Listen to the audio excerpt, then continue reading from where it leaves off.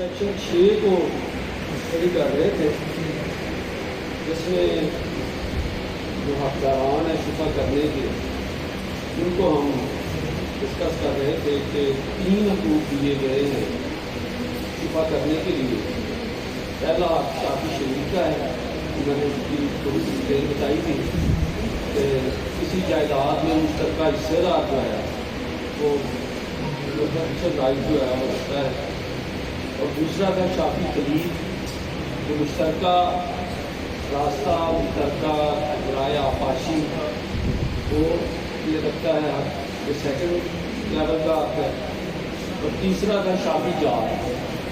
شافی جار یہ جار ملاحقہ سے لفظ ہے، یہ جو ملکہ جائیداد ہے،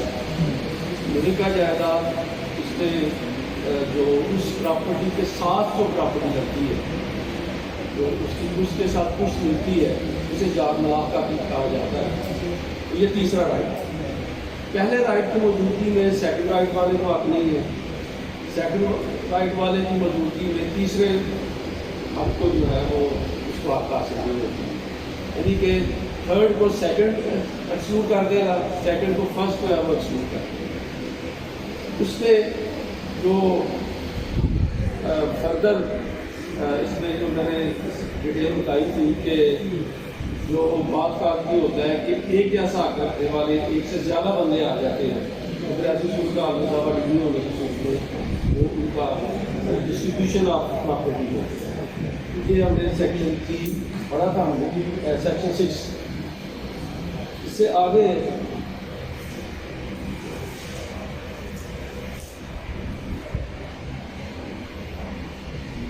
یہ بھی اسی کے ساتھ اٹیچ ہے۔ Section 7 priorities in the right of the action, where there are more than one participants in the special rights attached to the movable property sold, the person having a special right shall have precedence over a person having a general right۔ اس میں اسی کو جو نے ذرا مزید detail میں بتایا ہے کہ جو اسپیشل رائٹ رکھتا ہے، یہ رجسٹریشن بھی دی ہوئی ہے اور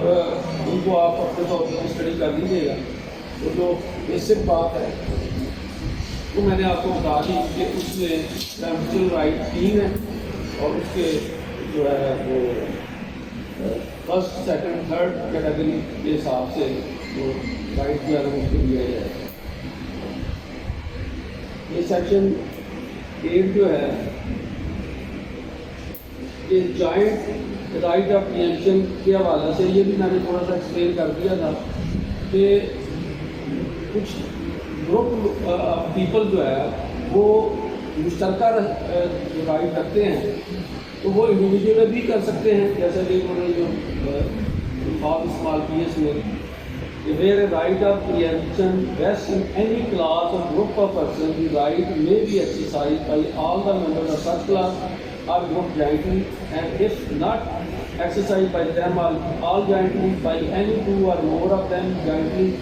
and if not exercised by any two or more of them jointly, by them severally۔ تو یہاں بھی وہی صورتحال کہ مثلا ایک شریک کھاتا ہے، اس کھاتے میں ایک بندہ فروٹ کرتا ہے، 10 دیگر لوگ بھی اس جوائنٹ کھاتے میں موجود ہیں۔ اب ان تمام کا حق جوائنٹلی بھی موجود ہے کہ وہ جوائنٹلی بھی ایکسرسائز کر سکتے ہیں اپنا رائٹ آف پریمپشن، اور اگر جوائنٹلی نہیں کرتے 2 یا 2 سے زیادہ بھی کر سکتے ہیں، اور اگر 2 بھی نہیں کرتے تو ایک اکیلا بندہ یا سارے اکیلے بھی وہ اپنا رائٹ ایکسرسائز کر کے پریمپشن سوٹ جو ہے وہ فائل کر سکتے ہیں۔ یہ اس کی بھی میں نے ایکسپلینیشن پہلے یہ دے دی تھی کہ ایسی صورت میں کیا ہوگا کہ اگر ایک سے زیادہ آ جائیں گے، تو وہ میں نے بتایا تھا کہ یہ اگر دعویٰ سب کا ڈگری ہوتا ہے کہ پراپرٹی جتنی سولڈ ہوئی تھی وہ ساری ایکولی ڈسٹریبیوٹ ہو جاتی ہے، اور اگر خریدار بھی جوائنٹ ہولڈر ہے تو وہ بھی ان میں ون آف دی وہ شیئر ہولڈر تصور ہو گئے، اس کو بھی ایکول دوسروں کے ایکول جو ہے وہ پراپرٹی اس کے پاس رہنے دی جائے۔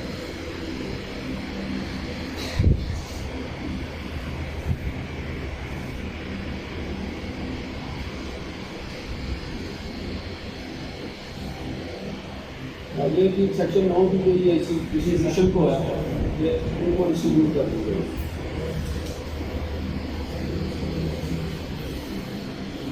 یہ سیکشن 10 ہے وڈرال کے حوالے سے کہ کوئی بھی بندہ اگر اپنا کلیم وڈرا کرتا ہے تو وہ اسے رائٹ ہے کہ there are more than one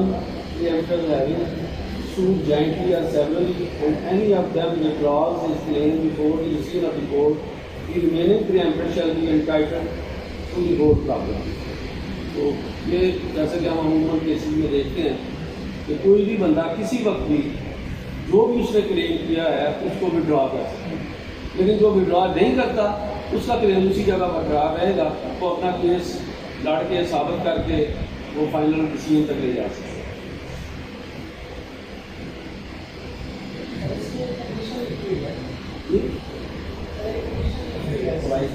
آواز ذرا کس کا جی provided that the claim of the remaining preemptors was originally made for the whole property کہ انہوں نے جب دعویٰ دائر کیا تھا تو کلیم پوری پراپرٹی کا کیا، جوائنٹلی اور سیورلی انہوں نے جب کلیم کیا ہر ایک نے پوری پراپرٹی کو حاصل کرنے کے لیے کلیم کیا کہ یہ مجھے دی جائے. اب ان میں سے ایک یا دو کچھ لوگ وڈرا کر کے اپنا کلیم، اور جو باقی رہ گئے ان کا دعویٰ دائر کرتے وقت کلیم جو تھا یہ تھا کہ مجھے پوری پراپرٹی دی جائے. میننگ دیٹ بائی کہ اس وقت انہوں نے یہ نہیں کہا تھا کہ ابھی یہ اس کو دے دیا جائے، یہ اس کو دے دیا جائے. اگر اس ایسی کوئی تخصیص نہیں کی گئی تھی تو پھر ایسی صورتحال میں کہ جب پوری پراپرٹی کو کلیم کیا، مثلا ایک مکان فروخت ہوتا ہے، اب مکان کے بارے میں اے بھی آ گیا، بی بھی آ گیا، سی بھی آ گیا، یا جوائنٹلی دعویٰ دائر کر دیا کہ ہمیں دیا جائے. اگر اس میں ہر ایک کا کلیم پوری پراپرٹی کی بابت ہے تو پھر جو ریمیننگ رہ جائے گا، کیونکہ اس میں ایک جوائنٹ کیس کر رہے ہیں، ہم لوگ کیس کر رہے ہیں، ہم دونوں ایک ہی کیس میں اس طرح ساری پراپرٹی کا کلیم کر سکتے ہیں. یہی بات ہے کہ اس میں پریکٹیکلی صورتحال شاید نہ ہو، لیکن ایک پرنسپل انہوں نے ضرور وضع کر دیا کہ جب جوائنٹلی ہم دعویٰ دائر کرتے ہیں تو یہ کہا جاتا ہے کہ مدعیان کو ڈگری بابت جائیداد مداویہ دی جائے. ٹھیک ہے. اب اگر تو وکیل صاحب ذرا زیادہ سیانے ہوں گے، اس کو پورے قانون کو پڑھ کے دعویٰ دائر کریں گے تو پھر یہ فکر ایڈ کر دیں گے کہ جی انڈیویجول بھی اگر ہو تو پھر پوری جائیداد دی جائے، جو کہ عموماً نہیں ہوتا. ٹھیک ہے. تو اس میں اس کو جو ہے نا پرووائڈو یہ اس لیے بھی دیا گیا کہ پارشل پریمپشن آپ نہیں کر سکتے، کیونکہ پارشل پریمپشن کریں گے تو آپ کا پورا رائٹ جو ہے وہ ہو جائے گا، وہ چلا گیا. لہٰذا اس کی انہوں نے یہاں وضاحت بھی کر دی. اور اگر سول کام کو اچھا سمجھنے والے یا ہر چیز کو پیش نظر رکھنے والے وکلاء صاحبان دعویٰ دائر کریں گے تو اس چیز کو پیش نظر رکھتے ہوئے کہ ان میں سے کوئی بھاگ ہی نہ جائے، وہ اس فکرے کا اضافہ دور کرتے ہیں.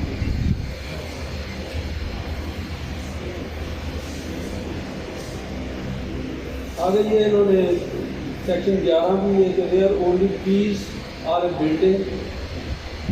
is sold without land, no right of preemption shall exist in such fees or the structure of a building,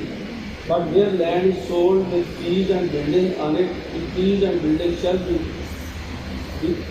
deemed to be included in the land for purposes of the right of preemption. تو یہ وضاحت انہوں نے کی کہ land جو ہے وہ ضروری ہے. تو اگر صرف درخت وغیرہ یا سپر اسٹرکچر سیل ہوتا ہے وہ چونکہ موویبل پراپرٹی ہے لہٰذا وہ اس پہ شبہ نہیں ہوگا. اگر لینڈ کے ساتھ کوئی چیز اٹیچ ہے اور لینڈ فروخت ہو رہی ہے تو اس کے ساتھ اٹیچ جتنی چیزیں وہ اس میں آ گئی.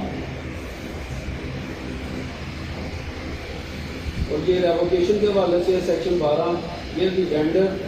has stipulated in the contract of sale that it is subject to revocation by him within a period not exceeding 60 days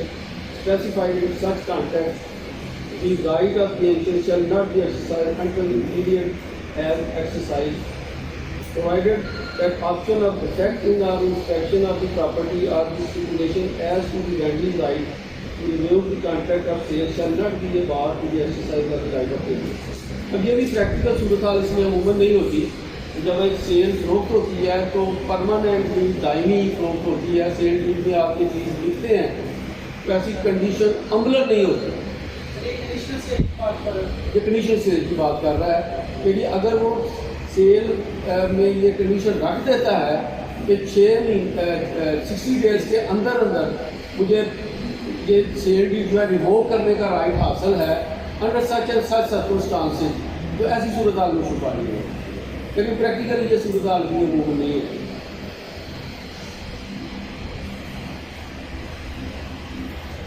आगे ये सेक्शन 13 है, डिमांड ऑफ प्रीएम्पशन।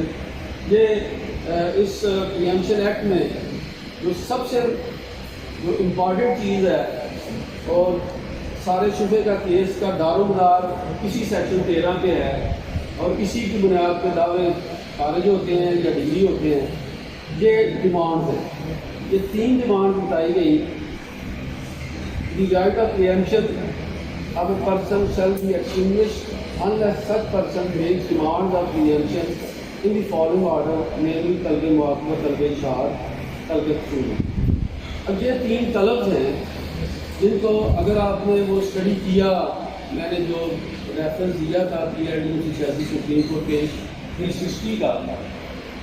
उसमें इन तीनों तलबों को बड़ा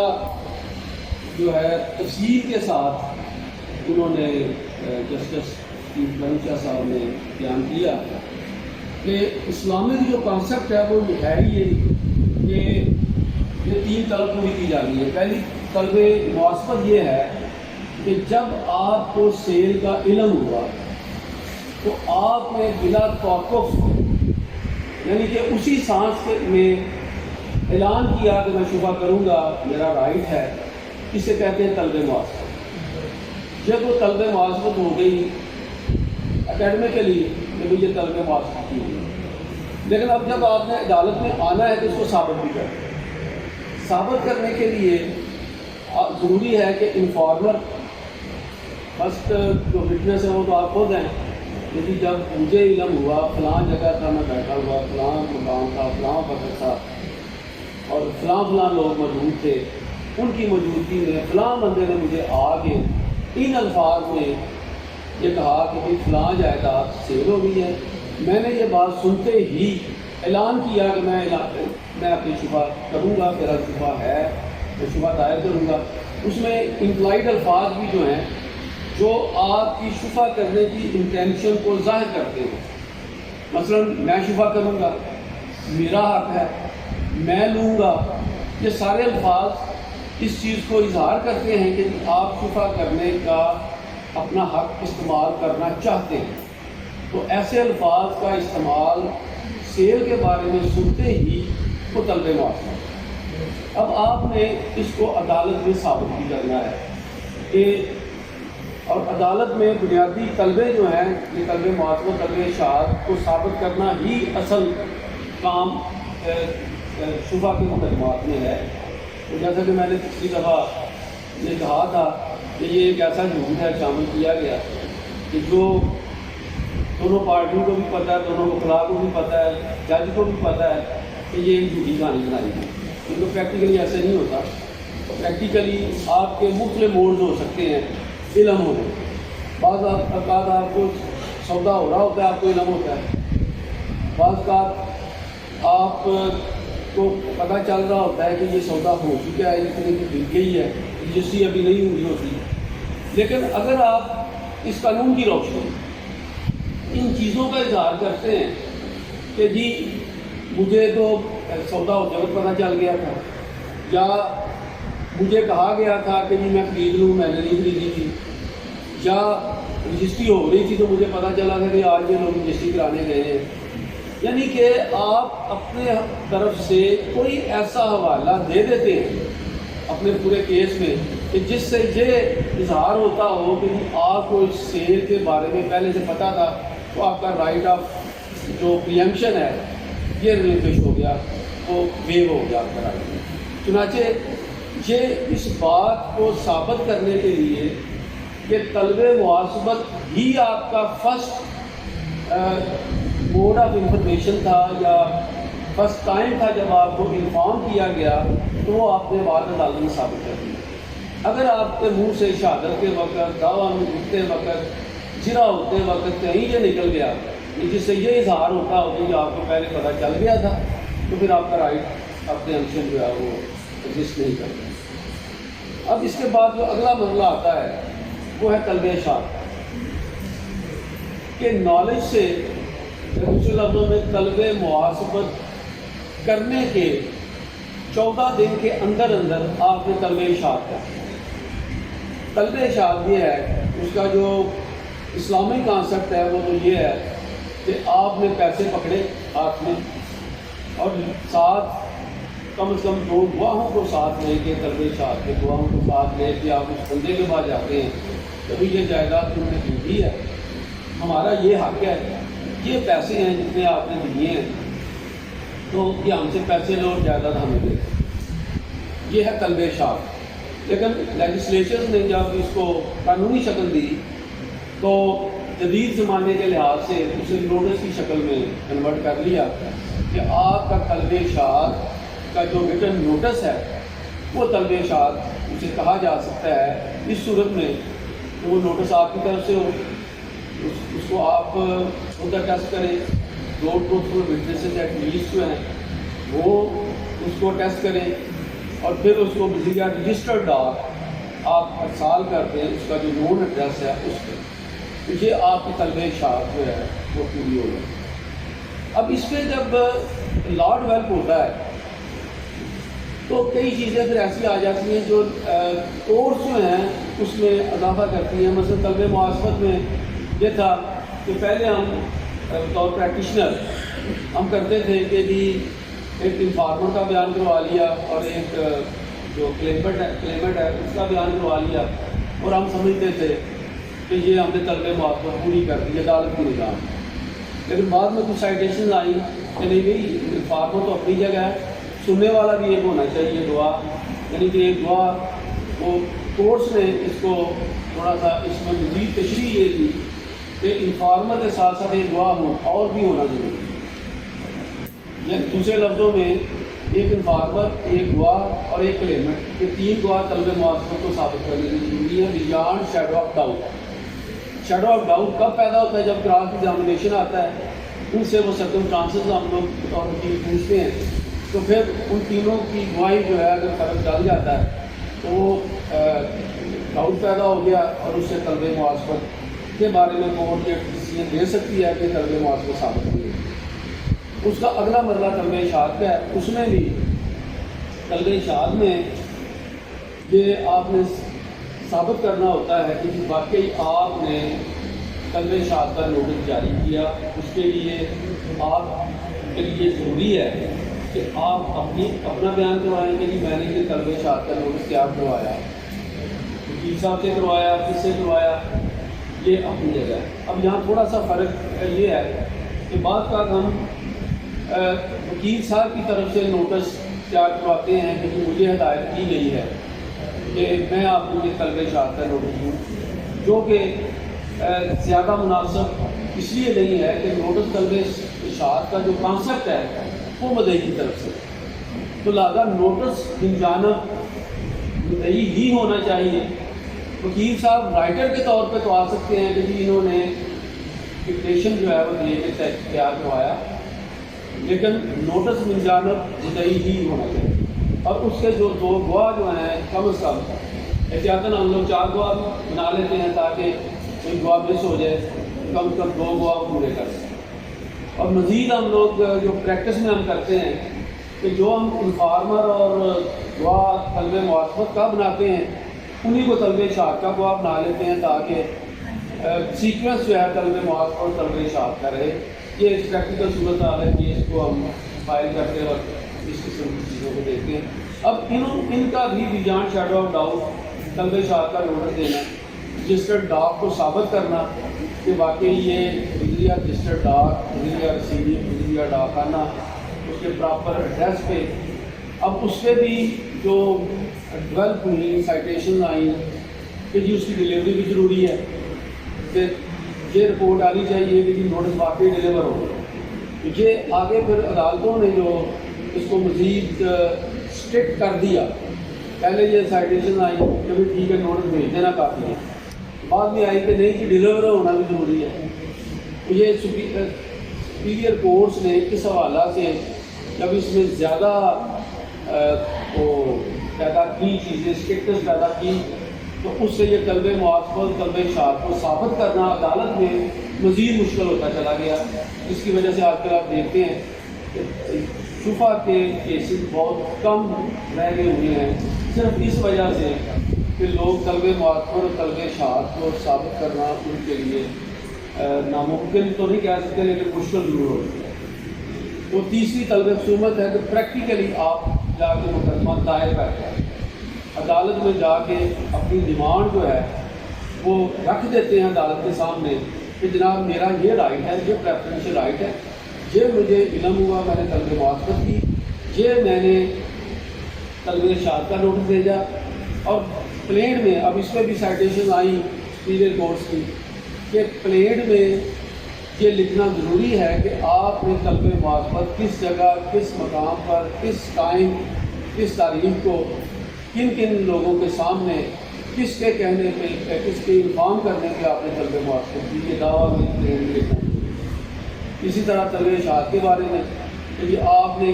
کس سے لکھوایا، کون کون سے وٹنسز تھے، کہاں سے نوٹس جاری کیا، کون سے داخلہ دیے پلین میں، اس میں بھی جو لاٹ ویلتھ ہوا اس میں یہی کہا گیا کہ یہ چیزیں لکھی جانی ضروری ہے، اگر آپ نہیں لکھتے تو آپ کا دعویٰ اسی سوال پہ خارج ہو سکتا ہے۔ سر اس میں آپ نے بولا ہے کہ اس کو ہم نے ثابت کرنا ہوتا ہے beyond shadow of doubt, doubt ٹھیک ہے، تو اس میں سول کیسز میں نارملی جو ہے پرابیبلٹیز کے اوپر جو ہے وہ کیسز ڈیسائڈ ہوتے ہیں، تو اس میں جو ہے وہ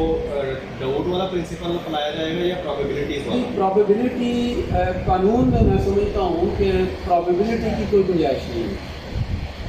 اور اگر ججمنٹ میں کوئی ایسا یہ بات لکھتے بھی ہیں کہ پرابیبلٹی یہ ہو سکتی ہے، یہ ہو سکتی ہے، وہ غلط ہے۔ آپ نے صرف ڈاؤٹ کیا ہے؟ ڈاؤٹ یہ ہے کہ آپ نے ایک واقعہ بیان کرنا ہے کہ جی میں اپنے گھر کی بیٹھک میں بیٹھا ہوا تھا، یہ ٹائم تھا، یہ تاریخ تھی، اور میرے ساتھ فلاں بندہ بیٹھا ہوا تھا، اور فلاں بندہ آیا، اس نے مجھے آگے کہا کہ بھائی وہ فلاں جائیداد دیکھ لیجیے، میں نے کہا کہ میں شفا کروں، یہ تو طلب معافت۔ اب مخالف وکیل کو یہ حق حاصل ہے جو ہمارا سول پروسیجر کوڈ ہے یا قانون شہادت ہے، اس کے تحت مخالف وکیل نے جرا کر دی، یہ تو چیف ہم نے کرا دیا کہ جی میں موجود تھا، یہ تھا، وہ تھا، یہ ہو گیا، میں نے یہ کر دیا۔ اب اس کی جو سینکٹیٹی ہے اس کو چیک کرنا ہے مخالف کو، اب وہ کراس ایگزامینیشن کرے گا۔ اب اس کے سامنے 3 گواہ ہیں، ایک مدعی خود ہے، ایک انفارمر ہے، تیسرا وہ جو گواہ بیٹھا ہوا تھا وہاں پہ وہ ہے۔ اب ان تینوں سے جب الگ الگ اجرا ہونی ہے، مدعی سے پوچھنا ہے ہاں بھائی اس اپنی بیٹھک میں تم کتنے بجے آ کے بیٹھے، یہ گواہ جو ہے یہ کتنے بجے آیا تھا، کتنی دیر بیٹھا تھا، کس جگہ بیٹھا تھا، وہ کرسی یا چارپائی یا گھوڑا یا زمین پہ کہاں بیٹھے، یہ دوسرا گواہ جو ہے آپ کے پاس کس وقت پہنچا، آپ کے پاس کتنی دیر بیٹھا، انفارمر کتنے بجے آیا، وہ آپ کے پاس کتنی دیر بیٹھا، آپ کے پاس سے اٹھ کے کتنے بجے وہ گیا، کتنے بجے وہ گیا، آپ اس جگہ سے کتنے بجے اٹھ کے دوسرے کمرے میں گئے۔ اب یہ ساری صورتحال ہے جو کراس ایگزامینیشن کا نظر ہے۔ اگر تو وہ واقعہ جھوٹا بیان ہوا ہے یا گواہ صحیح پڑھے نہیں ہیں تو پھر 3 گواہ ہیں، تینوں سے جب یہ سوال کیے جائیں گے تو پھر ان میں فرق یقیناً آئے گا، ٹائم کا فرق آ جائے گا، آگے پیچھے جانے آنے کا فرق آ جائے گا۔ بعض بار یہ بھی ہوتا ہے کہ کسی کیس میں ہم پوچھ لیتے ہیں ہاں بھائی کوئی چائے وائے بھی پی تھی یا کوئی انٹرٹینمنٹ کی گئی تھی، وہ بیان کرتے ہاں چائے پی تھی، چائے کے ساتھ کوئی چیز کھائی تھی، پانی شربت وغیرہ پیا تھا۔ تو جب ایسے سوالات کیے جاتے ہیں تو اگر کہانی جھوٹی بنائی ہوئی ہے تو کافی حد تک وہ شیٹر ہو جائے گا، کوئی نہ کوئی ان میں ڈفرینس آ جائے گا بات کو بیان کرنے۔ جب ڈفرینس آ جائے گا اٹ مینس کہ وہ طلب معافت ثابت نہیں ہوئی، کیونکہ تینوں گواہ جو ہیں وہ ایک جیسا واقعہ بیان نہیں کر رہے، ایک جیسی بات نہیں کر رہے، ایک جیسا انسیڈنٹ بیان نہیں کر رہے، ان تینوں میں فرق ہے، لہٰذا طلب موافقت ثابت نہیں ہوئی۔ لیکن اگر تینوں کو آپ ایک جیسی بات کر دیں گے، ان میں کوئی ڈاؤٹ نہیں ہوگا، ان میں کوئی ڈسکریپنسی نہیں ہوگی، تو پھر طلب موافقت ثابت شدہ صبر ہوگی اور عدالت طلب موافقت کا ایشو جو ہے وہ آپ کے اپنے فیصلہ کرتے ہیں۔ اسی طرح طلب اشہاد ہے، وہاں بھی آپ نے ایک واقعہ بیان کرنا ہوتا ہے کہ جی میں فلاں جگہ یا فلاں وکیل صاحب کے پاس ان کے آفس میں گیا، وہاں میں نے ان کو فلاں فلاں ڈاکومنٹ دیا، انہوں نے میرے کہنے پہ نوٹس تیار کیا، اس میں میں نے بھی دستخط کیے، میرے گواہ نے بھی دستخط کیے، وکیل صاحب نے اپنے مطابق رائٹر اپنے دستخط کیے، اپنی اسٹیمپ لگائی، تو پھر جو ہے نا فلاں ڈاک کے ذریعے یہ اس کے فلاں ایڈریس پہ ہم نے یہ بھیج دیا، یہ رسید ہے، یہ نوٹس کی فوٹو کاپی ہے، یہ میں پیش کرتا ہوں۔ اب یہ چیز ایگزامینیشن کرا لیا، اب کراس ایگزامینیشن میں جب کلاس اس کے کلاس ایگزامن کریں گے تو پھر اسی طرح اس سے سوال کیا جائے گا کہ دفتر وکیل صاحب کا کہاں تھا، وہ کس وقت آپ پہنچے تھے، دوسرے بندے کس وقت پہنچے تھے، وکیل صاحب دفتر میں تھے کہ جب تم گئے دفتر میں تھے یا نہیں تھے، یہ رجسٹری کرانے کون گیا تھا، آپ خود گئے تھے، منشی گیا تھا، وکیل صاحب گئے تھے، کون گیا تھا۔ تو جب اس طرح کی کویشچننگ ہوگی تو گواہان یقیناً جب کہانی بنائی گئی ہوتی ہے تو وہ شیٹر ہوتے ہیں۔ اگر تو وہ گواہان اتنے پختہ ہیں کہ پورا واقعہ آپ نے بنا کے اس کی ریہرسل باقاعدہ کی ہے تو پھر تو شاید اس میں شیڈو پیدا نہ ہو، لیکن عام طور پہ یہ شیڈو پیدا ہو جاتا ہے، ڈفرینس جو ہے نا ڈسکریپنسی آ جاتی ہے۔ اس کی وجہ یہی ہوتی ہے کہ ساری دفتر میں بیٹھ کے کہانی بنائی جاتی ہے، لکھ لیا جاتا ہے، گواہان آتے ہیں اس وقت بڑے مزے میں کہ کراؤ دستخط کتنے کرانے ہیں، دستخط کرتے ہیں چلے جاتے ہیں، جب کراس ایگزامینیشن کا وقت آتا ہے تو پورا نہیں کرتے۔ تو پریکٹیکلی جو شبہ ختم ہوئے یا عملاً اس کی یہ جو لا پریمپشن ہے یہ اب عملاً اپلیکیبل بہت کم ہے، اس کی وجہ یہ طلبے ہیں۔ ان طلبوں کی وجہ سے کیسز جو ہے ہم زیادہ خارج ہوتے ہیں۔ جب یہ معلوم ہوتا ہے کہ زیادہ خارج نہیں ہونا ہے تو لوگ ایک پریکٹس نہیں بھی کرتے۔ آگے سیکشن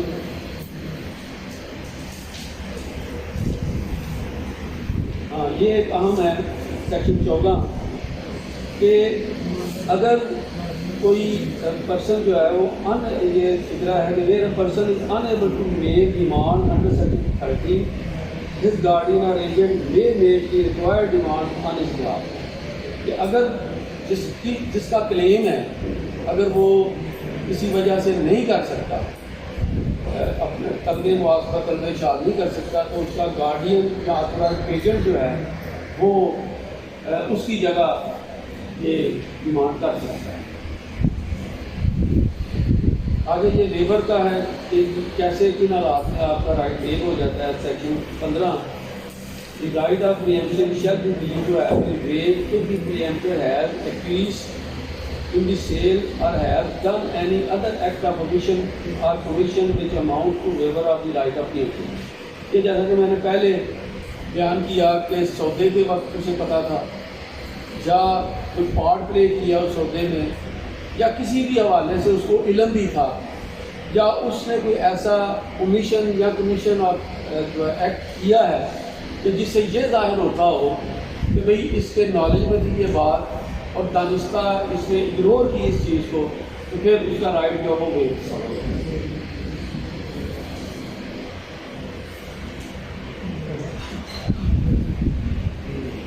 یہ سیکشن 16 ہے death of the emptor. Here a preemptor dies after making any of the demands under section 13, the right of preemption shall stand transferred to his legal heirs۔ اب یہاں پہ بھی کچھ سائٹیشن آئی ہیں، دین میں تو ٹھیک ہے لیگل ہیئر جو ہے نا ان کو رائٹ ٹرانسفر ہو گیا، لیکن اس میں کچھ سائٹیشن آئی تھی کہ اگر وہ بندہ فوت ہو گیا ہے تو طلب موافقت کے بارے میں تو اس کا جو ہے لیگل ہیئر کیونکہ وہ وہاں موجود نہیں ہے، تو پھر ایسی صورت حال میں طلب موافقت ثابت نہیں ہوتی۔ یہ بھی کچھ سائٹیشن آئی۔ آگے سیکشن 17 ہے abatement of right of preemption where a preemptor before the deed of a court alienate the property on the basis of which the claim the right of preemption such right shall state and any of the property under section 1 shall not be entitled to the right of preemption. اب یہاں جو انہوں نے خلاصی بیان کیا ہے کہ right of pre-emption آپ کا ایگزسٹ ایسی صورت میں کر سکتا ہے کہ جب سیل ہوئی اس وقت آپ کا پریفرنشل رائٹ موجود تھا، جب آپ نے دعویٰ دائر کیا اس وقت آپ کا پریفرنشل رائٹ موجود تھا، جب ڈیسیژن ہوا اس وقت آپ کا رائٹ آف پریمپشن موجود تھا. تو ایسی صورت حال میں آپ کا رائٹ آف پریمپشن برقرار رہ سکتا ہے. لیکن ڈیورنگ دس پیریڈ آپ اس پریفرنشل رائٹ کو ایلیمیٹ کر دیتے ہیں. دوسرے لفظوں میں کہ جب آپ نے دعویٰ دائر کیا اس وقت تو آپ مشترکہ کھاتے دار تھے، اس جائیداد میں مشترکہ کھاتے دار تھے، آپ کا شادی شریک کا حق جو ہے وہ فائد تھا. لیکن مقدمہ چلتے چلتے آپ کیا کرتے ہیں کہ اپنی وہ جائیداد جس کی بنیاد پہ آپ اپنا رائٹ آف پریمپشن کلیم کر رہے ہیں وہ آپ سیل آؤٹ کرتے ہیں. اب جب وہ سیل آؤٹ ہو گئی، آپ اس کھاتے میں شریک نہ رہے تو لہٰذا آپ کا رائٹ آف پریمپشن جو ہے وہ ختم ہو گیا. دوسری پارٹی وہ آپ کا جو سیل ڈیڈ ہے وہ عدالت میں لا کے کسی جگہ سیل کر چکا ہے، لہٰذا اس کا رائٹ جو ہے وہ ختم ہو گیا، لہٰذا اس کا دعویٰ خارج کیا جائے. تو اس ثبوت کی بنا پہ دعویٰ عدالت جو ہے وہ آپ کا دعویٰ خارج کر سکتی ہے، کیونکہ آپ کا رائٹ آف پریمپشن جو تھا وہ ختم ہو چکا. اب دوسرا جو پرووائڈر ٹھیک ہے، ہاں رائٹ آف پریمپشن جو ہے نان ٹرانسفریبل ہے، جسے آپ ٹرانسفر نہیں کر سکتے. بلکہ یہ انہوں نے جو اس کا کلاس 2 بتائی ہے وہ یہی ہے کہ ٹرانسفری جو ہے اسے آپ والا رائٹ آپ کو وہ پیدا نہیں ہوگا. آگے سیکشن 18 ہے کہ یہ مسلم نام مسلم سارے جو ہے یہ رائٹ جو ہے کر سکتے ہیں. اور آگے یہ 19 میں انہوں نے مزید وضاحت کی کہ ناٹ ٹرانسفریبل ہے یہ رائٹ آف پریمپشن. 20 میں یہ پہلے میں اس کی بات کر چکا ہوں کہ اگر ایکولی پریمپٹر اینڈ وینڈی جو ہے ایکولی اگر انٹائٹلڈ ہے تو میں نے آپ کو بتایا تھا کہ ایسی صورت حال میں ان میں ایکول ڈسٹریبیوٹ کی جائے گی. دعویٰ شفا اگر ڈگری ہوتا ہے ایک بندے کا تو آدھی وینڈی کے پاس رہ جائے گی، آدھی جو ہے وہ پریمپٹر کے پاس آ جائے گی. اگر پریمپٹر زیادہ ہیں تو پھر ایسی صورت حال میں ان سب میں یہ ڈسٹریبیوٹ ہوگا. نہیں وہ یہ ہوگا کہ جو پراپرٹی ان ڈسپیوٹ ہے یہ نہیں کہ ان کا شیئر دے سکتے. یہ دیکھنا یہ ہے کہ وہ پراپرٹی جو تھی مثلا ایک نالا راضی ہے جو سیل آؤٹ ہوئی ہے اور شادی شریک جو ہیں 4 آ گئے. کہتا نظر اس بات کے کہ ایک کے پاس ایک کنال ملکیت ہے، ایک کے پاس 2 کنال ملکیت ہے، ایک کے پاس نہیں. وہ پریمپٹڈ ہیں آن دی بیسس آف شادی شریک. تو لہٰذا یہ نہیں ہوگا کہ زمین جو ان کی اپنی ملکیت ہے اسے ساتھ نہیں، وہ ڈسٹریبیوٹ ہوگی. وہ زمین ایک کنال اگر 4 پریمپٹڈ ہے تو چاروں میں ایکول جی ہاں اس کی ہو جائے.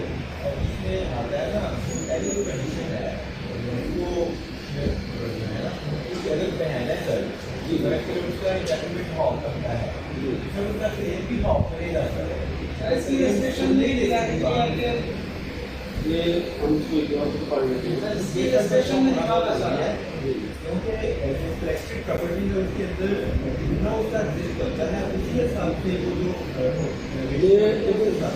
Preemptor and venue equally entitled, where the preemptor and the venue fall within the same class of property and have the equal right of preemption, the property shall be shared by them equally. اس میں equal کی بات آ گئی نا.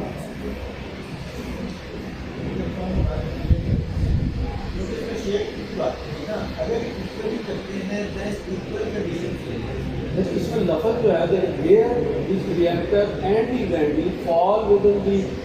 same class of preemptor and have equal rights of preemption. اب یہاں equal rights سے مراد یہ نہیں کہ ان کی اپنی زمین تھی. equal rights سے مراد کہ شافی شریک ہے یا شافی خلیف ہے یا شافی جار ہے. وینڈی بھی شافی شریک ہے اور جو ہے وہ شریک حصے دار ہے، اور جو پریمپٹر ہے وہ بھی شریک حصے دار ہے. یہ جہاں اس رائٹ کی بات ہو رہی ہے اس کی اپنی انٹائٹلمنٹ جو پہلے سے موجود ہے اس کی بات نہیں ہوتی.